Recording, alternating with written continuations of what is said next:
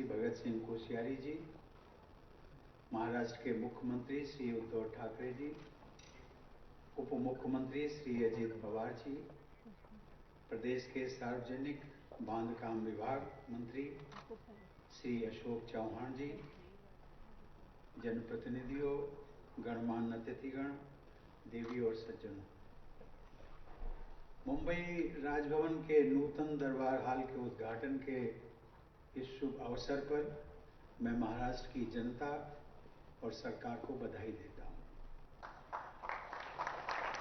महाराष्ट्र के लोगों और यहाँ की धरती में जरूर कुछ ऐसी खासियत है जो मुझे बार बार यहाँ खींच लाती है।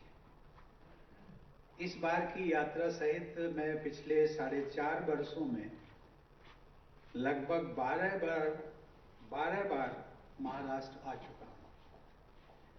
आप सभी महाराष्ट्र के लोगों से यदि कोई आपके राज्य के नाम की उत्पत्ति या अर्थ पूछे तो आपको भाषा विज्ञान और इतिहास में जाने की जरूरत नहीं है। आपका हृदय ही आपको सीधा सा उत्तर देगा, आमचा महाराष्ट्र यानी महान राष्ट्र अर्थात भारत का एक महान राज्य और क्षेत्र।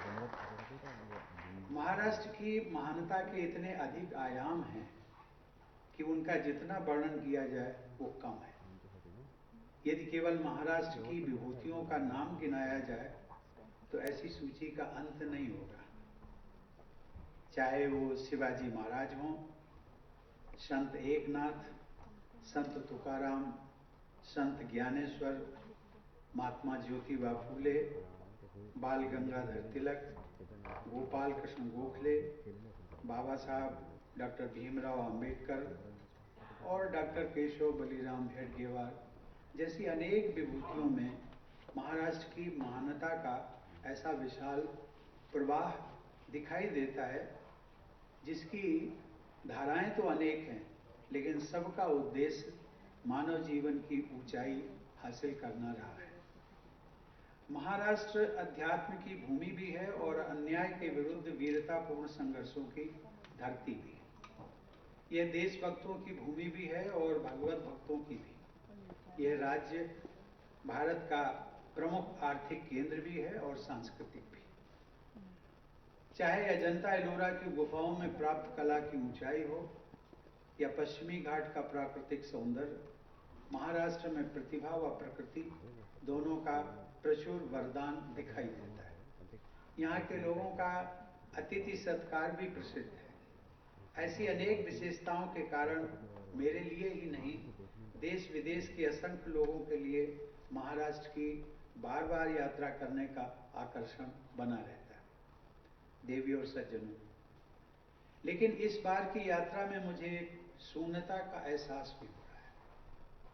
एक सप्ताह पूर्व हम सबने अपनी प्रिय लता दीदी को खो दिया।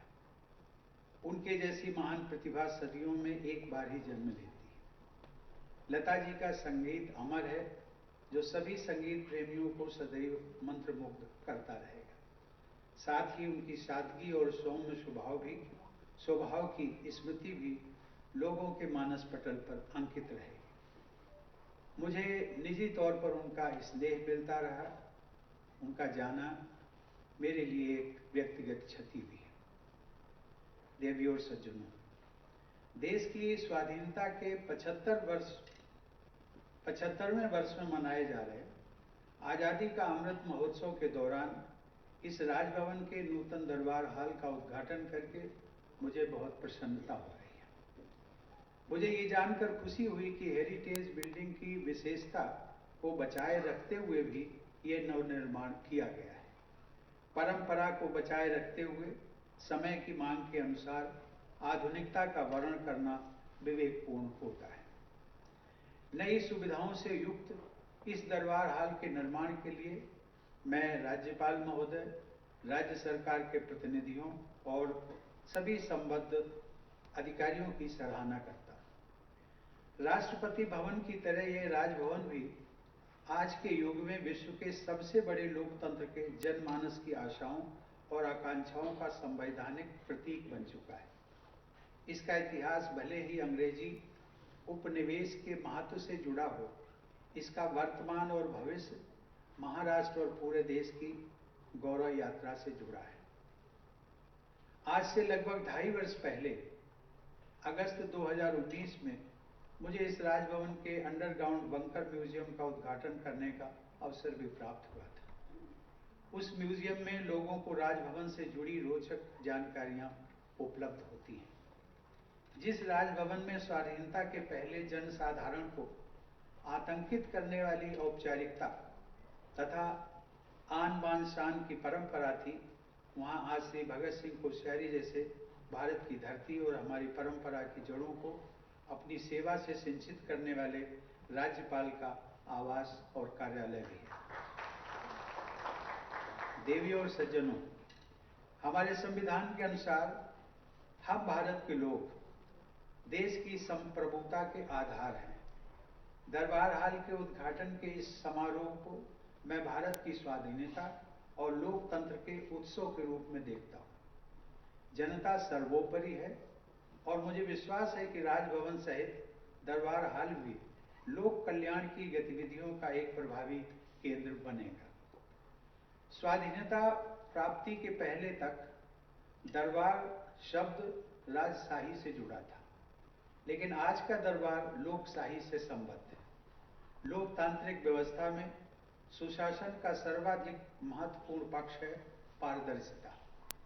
दरबार का आधुनिक स्वरूप पारदर्शिता को बढ़ावा देता है। दरबार की व्यवस्था में न तो कोई व्यक्तिगत बात होती है और न ही कोई गोपनीय बात होती है। जो भी बात होती है वह पारदर्शी तरीके से सबकी उपस्थिति में सबके साथ सार्वजनिक रूप से होती है। जन सेवकों द्वारा जनता दरबार के माध्यम से लोगों से जुड़ने का तरीका प्रचलित होता जा रहा है।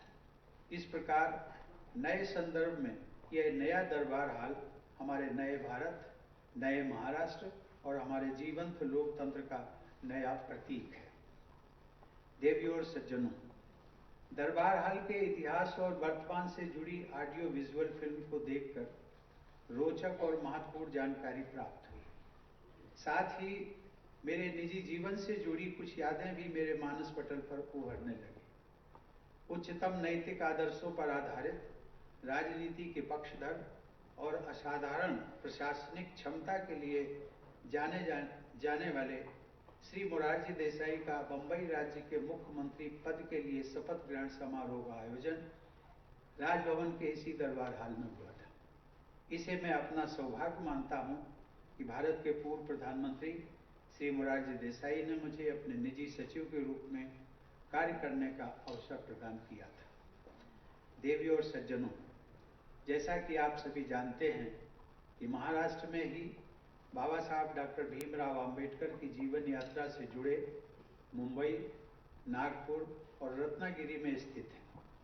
यह मेरे लिए सौभाग्य की बात है कि कल मुझे रत्नागिरी जिले में स्थित बाबा साहब के पैतृक गांव आंबडवे जाने तथा उनके स्मारक पर पुष्पांजलि अर्पित करने का अवसर प्राप्त हो रहा है। 2 माह पूर्व मुझे महाराष्ट्र के श्री छत्रपति शिवाजी महाराज की राजधानी रायगढ़ दुर्ग में जाकर उनके समाधि स्थल पर उनकी पुण्य स्मृति को नमन करने का अवसर भी मिला था। शिवाजी महाराज ने लगभग 350 वर्ष पहले इसी क्षेत्र में देश प्रेम और स्वाभिमान की ज्योति प्रज्वलित की थी। उस ज्योति के प्रकाश के बल पर बाद में पूरे देश में मराठा राज्य का अभ्युदय हुआ। आज भी महाराष्ट्र अनेक महत्वपूर्ण मापदंडों पर देश के अग्रणी राज्यों में है। मुंबई का यह राजभवन महाराष्ट्र के अग्रणी राज्य होने का साक्षी रहा है और रहेगा। मैं अंत में सभी महाराष्ट्रवासियों को इस नए दरबार हाल के उद्घाटन की बधाई देता हूं और आप सबके उज्जवल भविष्य की कामना करता हूं। धन्यवाद। जय हिंद।